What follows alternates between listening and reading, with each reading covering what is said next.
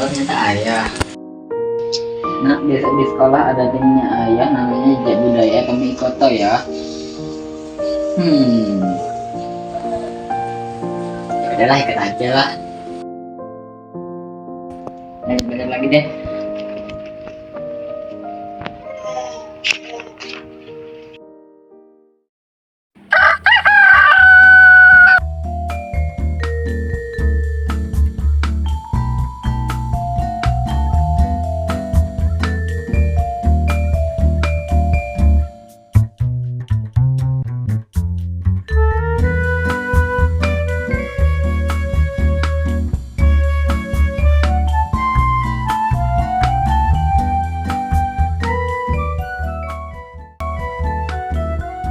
Akhirnya selesai juga piketku hari ini.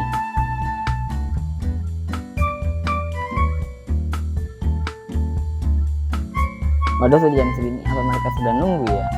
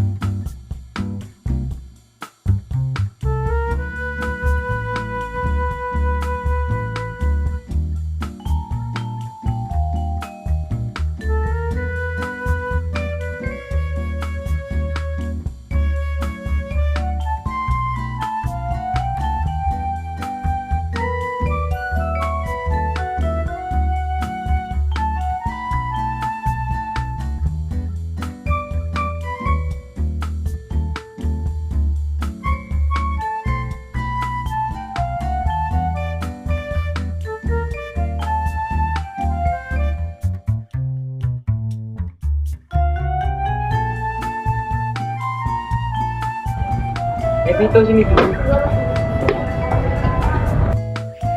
Ayahmu cerita tentang sampean ke aku. Aku kameramen tim Jejak Budaya. Perkenalkan, nama aku Fahma.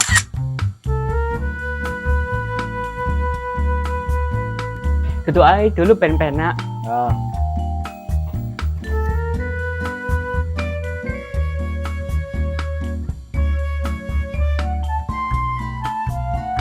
Tak kenalkan dulu satu-satu tim Jejak Budaya.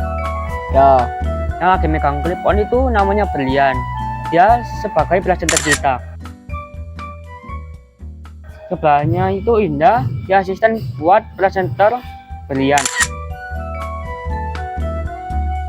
Yang lagi duduk berdua itu Cynthia dan Siva, jurnalis dan sutradara.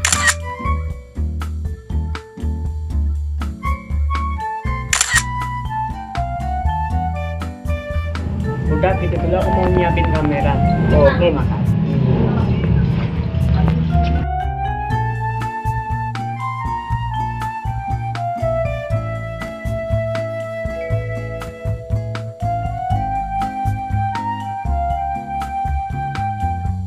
Indah, nanti itu materinya udah siap atau belum? Ini lagi disiapin sama Siva.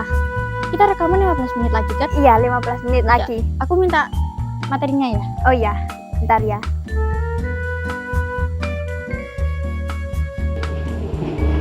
Masih materinya udah selesai. Ini sudah jadi, Indah. Oh iya. Makasih ya, Siva. Gimana, Bro? Udah siap kameranya? Wes siap. Oh iya, oke, makasih ya, Sip. Ini materinya. Dihafalin loh ya, jangan sampai salah ngerugiin kita nanti. Ya elah, kayak nggak kenal aku siapa aja.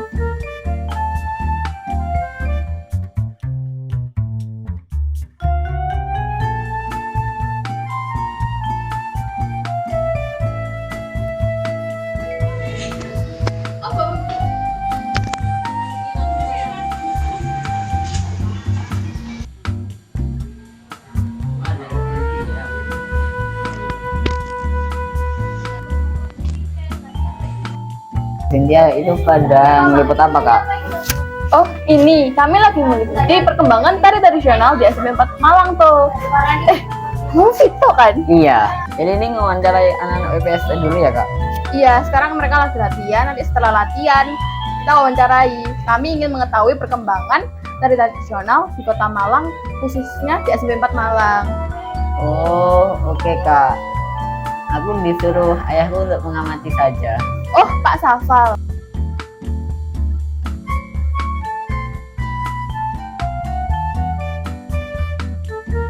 Siapkan anak-anak udah. Oh, udah siap semua kok. Ayo Vito, anak-anak.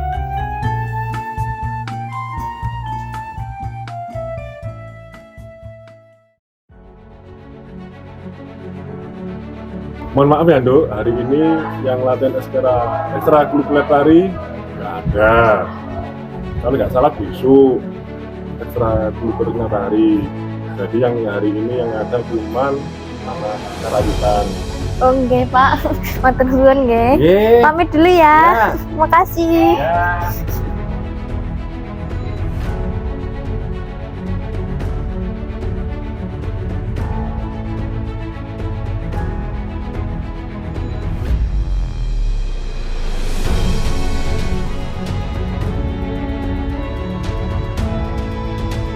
Kamu tadi ngapain aja? Aku tadi tanya sama orang yang guru di seni, nggak jadi, nggak ada yang datang, anak tari nggak ada yang datang, nggak jadi, bubar. Ya, bisa aja udah. Iya besok katanya.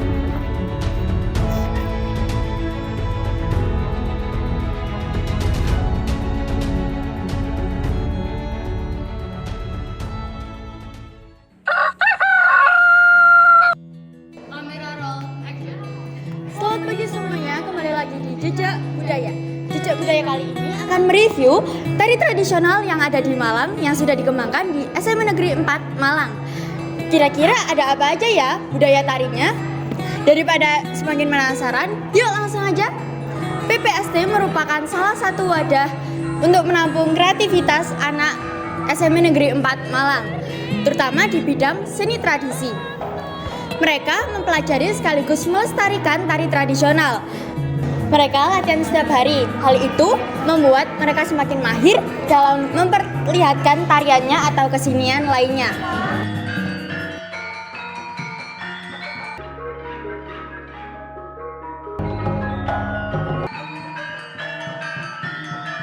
Oke teman-teman, di sini saya sudah bersama salah satu narasumber, yaitu guru dari PPST SMA Negeri 4 Malang, bernama Bu Dika ya Bu? Iya betul. Daripada teman-teman jejak budaya semakin penasaran, yuk langsung aja tanya. Menurut Bu Dika, kira-kira pelestarian macam apa sih yang sudah dilakukan di SMA Negeri 4 Malang ini? Dan tolong berikan contohnya ya Bu. Oke, yang pertama sebenarnya anak-anak atau mungkin studi di SMA 4 Malang ini dengan masuk ke kelas seni saja itu sudah salah satu langkah untuk melestarikan seni tradisi sebenarnya. Kenapa? Karena dari namanya saja Paguyuban Seni Tradisi Jawa Timur kan gitu ya, atau SMA 4 Malang peminat seni tradisi di SMA 4 Malang. Nah, mereka kan pasti sudah juga mencari tahu minat seni tradisi yang akan dipelajari itu apa saja sih. Karena apa? Karena mempelajari atau mengetahui saja itu salah satu langkah pertama untuk melestarikan sebenarnya. Seperti contohnya kalian diberikan tugas ini juga sama kan, pasti kan disuruh mencari tahu tentang apa sih pelestarian yang ada di SMP 4 Malang. Nah, kalian pasti kan juga sudah mengamati sebenarnya selama kalian sudah kelas 8 ini juga mengamati apa saja yang sudah dipelajari di SMP 4 Malang. Nah, sebenarnya tari-tarian yang digunakan sebagai materi atau mungkin musik yang dipelajari anak SMP 4 Malang itu juga salah satu langkah untuk melestarikan. Biasanya mereka punya materi wajib. Di kelas 7 ada tari bapang, tari grebek sabrang, sama remo jombang. Itu yang khusus Jawa Timur. Kalau remo jombang kan dari Jombang. Terus kalau yang di kelas 8 mereka belajar musik dan tarinya tari Buskalan, sama ada tari Kebar Malang, ada tari Gading Alim. Sebenarnya kalau yang di kelas 8 itu memang lebih ke tari putri. Kalau yang di kelas 7 lebih ke tari yang putra, yang gagahan. Nah, buat pertanyaan selanjutnya nih Bu, kira-kira biasanya kan ada nih mungkin anak PPST yang malas untuk berlatihan. Nah, gitu tuh gimana sih Bu upaya untuk mengatasinya? Oke, sebenarnya kan tidak aktif latihan kan banyak sebabnya. Bisa jadi di rumah ada yang sakit, atau mungkin ada kegiatan di luar kota, ke saudaranya atau apa. Terus juga ada yang memang motivasinya rendah, contohnya dia pun ikut PPST hanya karena ingin ikut kelas seninya aja. Dia mungkin nggak pengen belajar tari atau musik, tapi di pilihannya hanya ada 2. Nah kan pasti kan banyak penyebabnya. Jadi langkah pertama yang dilakukan adalah mengetahui penyebabnya, kenapa kok dia tidak aktif. Nah, kalau malas belum tentu. Tidak mau kan bukan malas, tidak suka kan juga bukan malas gitu. Jadi dicari dulu penyebab utamanya apa, kenapa kok tidak aktif, kemudian mencoba mencari solusi dari akar masalah itu. Tergantung masalahnya sebenarnya, ya mungkin dari pembina-pembina juga berkolaborasi sama guru BK mungkin. Terus saya misalkan anak kelas 7I ada yang malas latihan, ya saya simpan sendiri, tapi juga ngobrol sama Bu Ida, wali kelas 8I, Pak Bayu, Pak Licin, Pak Cahyo juga seperti itu. Jadi lebih ke personal. Jadi kita tanya ke anaknya kenapa kok nggak dan seterusnya, sampai akhirnya kalau misalkan dia kurang berminat, ya kita coba carikan hal lain yang membuat dia tertarik lagi untuk belajar kesenian, khususnya kesenian tradisi itu tadi. Tuh. Nah, buat pertanyaan selanjutnya nih Bu, ada nggak sih kesenian tari tradisional yang menurut Bu Dika itu wajib atau tidak dilestarikan dan dipelajari? Dan kalau misal emang iya, itu mengapa Bu? Sebenarnya seluruh atau semua kesenian tradisional itu wajib dilestarikan, meskipun bukan hanya kesenian dari Kota Malang. Kenapa? Karena memang mengenal itu tidak memandang siapa orangnya. Contohnya, mungkin kamu asli dari mana? Malang. Dari Malang. Apakah kamu salah jika kamu tahu kalau tari Saman dari Aceh? Kamu tahu tari pendek dari mana? Tari kecak? Iya tahu. Dari mana? Tari.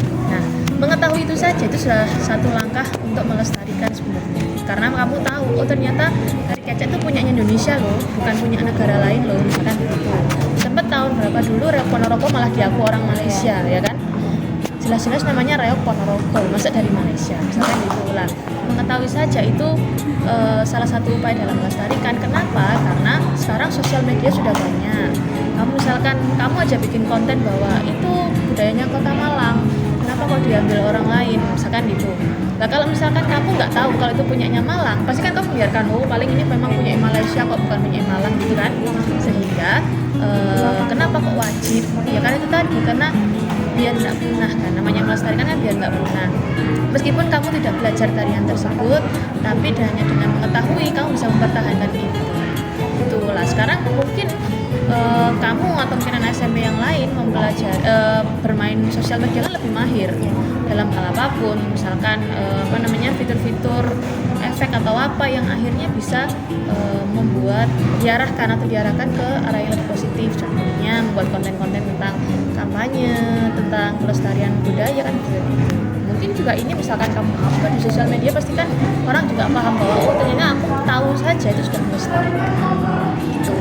Nah, buat pertanyaan terakhirnya Bu, kira-kira Bu Dika ini sebagai ibu guru seni, itu ada nggak sih salah satu seni tari tradisional yang Bu Dika favoritin?